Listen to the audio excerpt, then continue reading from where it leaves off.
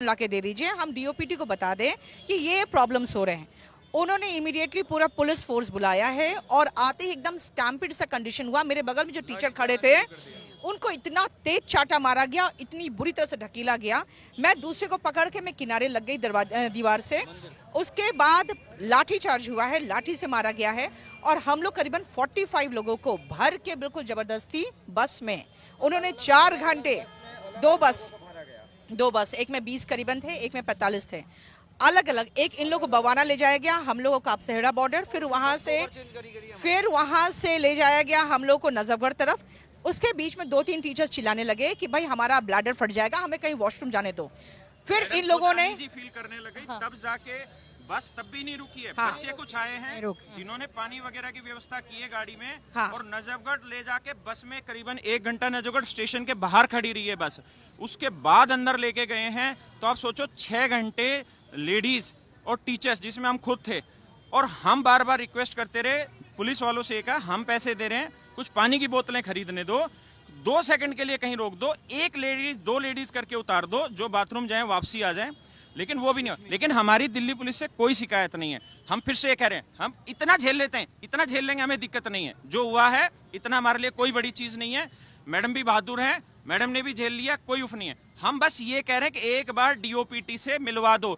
और टीचर्स पे एफआईआर क्यों? टीचर्स पे एफआईआर का मैं पूछ रही, क्या आप पर भी एफआईआर हुई? मैम, टीचर्स पर भी एफआईआर हुए हैं। कल एक को तो मिल चुका है, आज उन लोग जा रहे हैं पेश होने के लिए। हम लोग के पद का अभी तक हम लोग को पता नहीं, लेकिन हाँ ये जरूर है कि हम लोगों का सबका कंप्लीट डिटेल लिया गया है।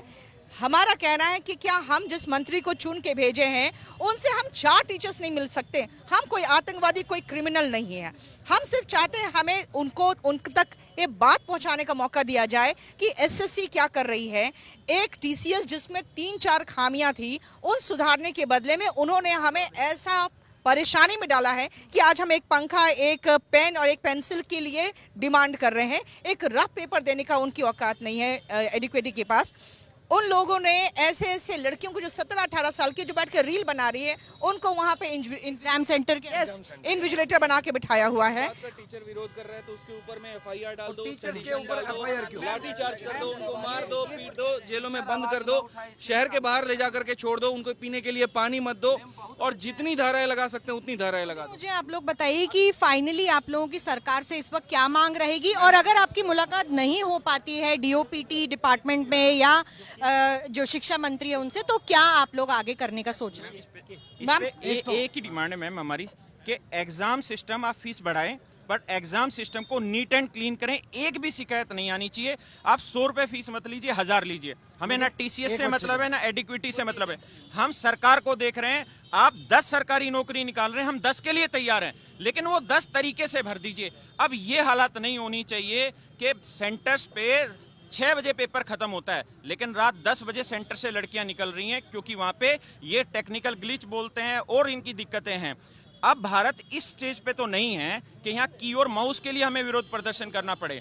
और आप किसी तरीके से, और जो जनता सुन रही है, भाई आप हमारी मदद करिए। आप बताइए कि हम एफआईआर हो गई और क्या हम करवाएं, और कौन सी ऐसी चीज करें जिसके क्या हम सरकार तक मुझे यही बताइए कि आप लोग जो हैं, आप लोग कोचिंग क्लासेस चलाते हैं, इतने बड़े लेवल पे ये जो कॉम्पिटिटिव एग्जाम्स हैं उसके लिए बच्चों को पढ़ाते हैं।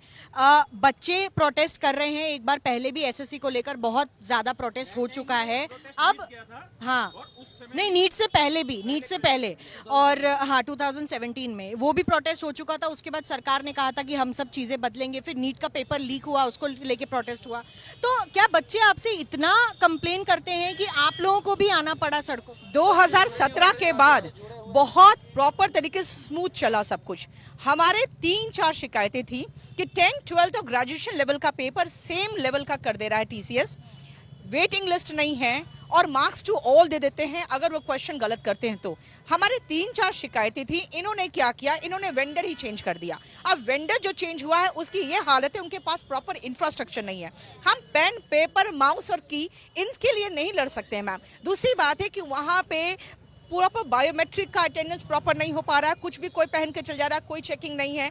वहाँ अंदर कुछ बच्चे मोबाइल लेके भी चले गए हैं। और उसके बाद जब बच्चे आवाज़ उठाते हैं कि भाई हमारे साथ ये प्रॉब्लम हो रहा है, हमारा माउस नहीं चल रहा है, तो बच्चों को पीटा भी जा रहा है, उनको बंद कर दिया गया है, उनको रात को 9 बजे तक नहीं छोड़ा गया है। उनको हैरास किया जा रहा है। कोई प्रमाण है आपके पास? बहुत सारे ऐसी वीडियो वायरल हुई है नाक जिसमें टूटा हुआ बच्चा है यहाँ मेंटल सिस्टम पे, ऑपरेट नाक हो रहा टूटा, उस बच्चे का बाउंसर से मारा गया वहाँ पे, और किस बात का विरोध कर रहा था कि मोबाइल सब लेकर के क्यों जा रहे हैं? ये गुनाह है। बहुत सारी फोन होता है मैम। एसएससी ने ये क्लियरली मेंशन करा था, जो टेंडर फ्लोट करा था उसमें, कि जो इन्विजिलेटर्स होंगे उसमें कोई मोबाइल फोन का एक्सेस नहीं होगा, किसी का भी नहीं। अभी आप लोग क्या करने की सोच रहे हैं, कहाँ जाने की सोच रहे हैं, किस कैसे आवाज पहुंचाएं? हम लोग कोशिश कर रहे हैं कि डीओपीटी तक हमारी बात पहुंच जाए, हमें एक मीटिंग का समय दिया जाए, हम 5 मिनट में समझा देंगे कि क्या प्रॉब्लम्स है। मैम हम लोग यहाँ नेता नहीं बनना है, हमारे भी घर है, बाल बच्चे हैं, हमें भी काम करना है, हमें भी पढ़ाना है।